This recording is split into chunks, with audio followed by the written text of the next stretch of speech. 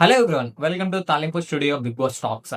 Day 3 అయితే complete అయిపోయింది. Day 3లో చాలా విషయాలే జరిగినాయి. నామినేషన్స్ జరిగినాయి. అలాగే కామనర్స్‌కి అండ్ సెలబ్రిటీస్ మధ్య చాలా డిస్కషన్ అయితే జరిగింది. దాని గురించి వీడియోలో డిస్కస్ చేద్దాం. అంతకన్నా ముందు మన బిగ్ బాస్ అప్డేట్స్ వెంటనే మీకు రావాలి అంటే please like, share and subscribe తాలింపు స్టూడియో. ముందుగా నామినేషన్స్ గురించి మాట్లాడుకుందాం. ఓకే, బర్నీ గారిని, ఇమాన్యుయల్‌ని నించోబెట్టారు. ఫైనల్లీ బర్నీ గారు వెళ్లి సంజయ్ గారిని సెలెక్ట్ చేశారు. అయితే శ్రీజ వచ్చేసి సంజయ్ గారు కాదు, తనూజ గారిని సెలెక్ట్ చేస్తున్నామని చెప్పి సెలెక్ట్ చేశారు. ఇక్కడ నామినేషన్స్ గురించి పక్కన పెడితే కామనర్స్ మాత్రం గేమ్ ప్లే నిజంగా చాలా బాగా ఆడారు. ఎందుకు అంటే సెలబ్రిటీస్ అందరూ కూడా సంజన గారిని నామినేట్ చేస్తుంటే వీళ్ళు అలా కాదని చెప్పి సంజన గారిని పక్కన పెట్టి ఒకళ్ళ తర్వాత ఒకరిని నామినేట్ చేసుకుంటూ వచ్చారు. అది నాకు చాలా బాగా నచ్చింది. ఎందుకు అంటే అందరూ నామినేట్ చేస్తే ఓన్లీ సంజన గారు మాత్రమే నామినేట్ అవుతారు. కామనర్స్ అలా కాదని చెప్పి ఒక్కొక్క సెలబ్రిటీ కంటెస్టెంట్ ని నామినేట్ చేశారనమాట. దానివల్ల గేమ్ లో కొంచెం చేంజ్ వస్తే మన బిగ్ బాస్ లాస్ట్ లో కామనర్స్ కి ఒక షాక్ ఇచ్చారనమాట. వీడియోలో అవన్నీ కూడా మాట్లాడుకుందాం. నాకు తనూజ గారు మాత్రం నేను వీడియోలో చెప్పినప్పుడు సరే చెప్పామనుకున్నాను, కానీ నేను మళ్ళీ చెప్తున్నాను, మీరు అతిశయోక్తి లేదా ఓవర్ కాన్ఫిడెన్స్ తో చెప్తున్నాను అనుకోకపోతే, నిజంగా తనూజ గారు నిన్న ఒక వారియర్ లాగా డిఫెండ్ చేసుకున్నారు తనను తాను అని చెప్పి నాకు అనిపించింది. ఎందుకంటే ఇక్కడ మనందరికీ తెలుసు, ఓన్లీ నామినేషన్స్ లో ఎవరైతే నామినేట్ చేస్తున్నారో లేదా ఎవరైతే నామినేట్ చేయబడుతున్నారో వీళ్ళిద్దరి మధ్య డిస్కషన్ ఉండాలి. కానీ నిన్న మాత్రం కామనర్స్ అందరూ కూడా తనుజ గారి మీద ఏకధాటిగా దాడి చేశారనమాట.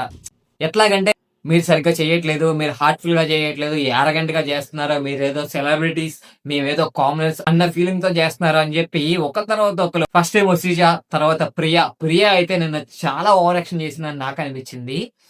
తర్వాత హరీష్ గారు మాస్క్, ఆయన అగ్ని పరీక్షలో ఉన్నంత కాన్ఫిడెంట్ గా, అగ్ని పరీక్షలో ఉన్నంత స్ట్రాంగ్ గా బిగ్ బాస్ హౌస్ లో లేరని చెప్పి నా స్ట్రాంగ్ ఫీలింగ్. నిన్న కామెడీ థింగ్ ఏంటంటే డెమోన్ పవన్ కూడా నిన్న తనూజ గారిని పాయింట్ అవుట్ చేశారు. డెఫినెట్లీ నేను తనూజ గారికి సపోర్ట్ చేస్తాను. ఎందుకంటే నేను చూసినప్పటి నుంచి తనూజ గారి దగ్గర ఒక పాజిటివ్ బిహేవియర్ చూసాను తప్ప కామనర్స్ చెప్పిన ఏ నెగటివ్ బిహేవియర్ కూడా నేను తనూజ గారిలో చూడలేదు. వాళ్ళు ఏం చెప్తున్నారంటే వండించుకోవడం బాగానే వండించేసుకున్నారు, తినడం బాగానే తినేశారు, తినేసాక చాలా బాగా ఉండేది తనూజ గారు, మీ వంట మాకు చాలా నచ్చిందని చెప్పారు. ఆ తర్వాత ఒక పాయింట్ తర్వాత ఒకటి, ఒక పాయింట్ తర్వాత ఒకటి చెప్పుకుంటూనే వచ్చారు. శ్రీజ, నువ్వు ఏదైనా మాట్లాడకుంటే పాయింట్ ఉంటే మాట్లాడాలి, అంతేగాని నువ్వేదో మాట్లాడలేము అని చెప్పి వచ్చేసి నిన్ను నువ్వు పోర్ట్రీ చేయడానికి చాలా ఎక్కువ బిహేవ్ చేసేస్తున్నావు అని చెప్పి నాకు అనిపిస్తుంది. బేసికలీ నిన్న తనూజ గారి విషయంలో శ్రీజ చెప్పిన ఏ పాయింట్ కి కూడా నేను ఏకీభవించను. కావాలని చెప్పి ఏదో పాయింట్ అవుట్ చేయాలి అన్నట్లుగా పాయింట్ అవుట్ చేస్తుంది. మాస్క్ మ్యాన్ కూడా ఎందుకు నోరు జారేసి అన్ని మాటలు మాట్లాడుతున్నారో నాకు అర్థం కావట్లేదు. ఇప్పుడు నేను చాలా ఎక్సైటెడ్ గా ఉన్నా, ఈ వీక్ నాగార్జున గారు వీళ్ళందరితో ఏం మాట్లాడతారో అని. అంటే ఉమెన్ బాడీ లాంగ్వేజ్ గురించి మాట్లాడాల్సిన అవసరం ఏముందో నాకు అర్థం కావట్లేదు. మీకంత సంస్కారం తెలిసిన వాళ్ళైతే మాస్క్ మ్యాన్ అలియాస్ హరీష్ గారు మీకంత తెలిసినట్టయితే గనక మీరు ఒక ఉమెన్ బాడీ లాంగ్వేజ్ గురించి అంత పాయింట్ అవుట్ చేయరు అనేది నా ఫీలింగ్. ఈవెన్ రీతు కూడా ఎందుకు అంత ఓవర్ రియాక్ట్ అయిందో నాకు అర్థం కావట్లేదు. తనుజ గారు చెప్పిన పాయింట్ నాకు కరెక్ట్ అనిపిస్తుంది. ఎందుకంటే ఒక సిచ్యువేషన్ జరిగినాక అది ఏం జరిగిందో తెలుసుకోవడానికి అడగడంలో ఏం తప్పు ఉందో నాకు అర్థం కావట్లేదు. రీతు కూడా చాలా ఎక్కువగా రియాక్ట్ అయింది అని చెప్పి నాకు అనిపించింది. మీరు అనుకోవచ్చు తనూజకి నేను ఎక్కువ సపోర్ట్ చేస్తున్నాను లేదా తనూజ సైడ్ ఎక్కువ పాయింట్స్ మాట్లాడుతున్నానని.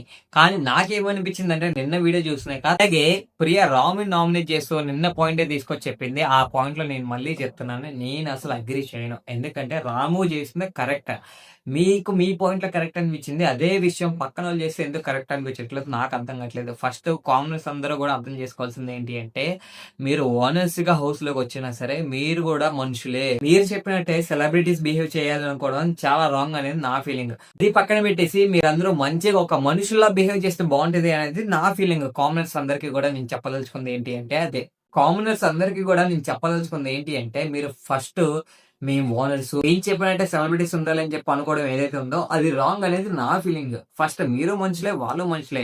ఈ ఓనర్స్ టెనెన్స్ పక్కన పెట్టేసి ఫస్ట్ మీరు ఒక గేమ్ ప్లే మంచిగా ఆడితే ఈ బిగ్ బాస్ సీజన్ 9 ఇంకొంచెం మంచిగా వెళ్తది అనేది నా ఫీలింగ్. కానీ నిజంగానే చాలా స్ట్రాంగ్ కంటెంట్ గా కనిపిస్తున్నాడు. దాంతో పాటు చాలా టాక్టికల్ గా, చాలా స్మార్ట్ గా ఆడుతున్నాడు. నేను చెప్పదలుచుకున్న పాయింట్స్ అన్ని కూడా నిన్న ఆయన వీడియోలో చెప్పేశారు.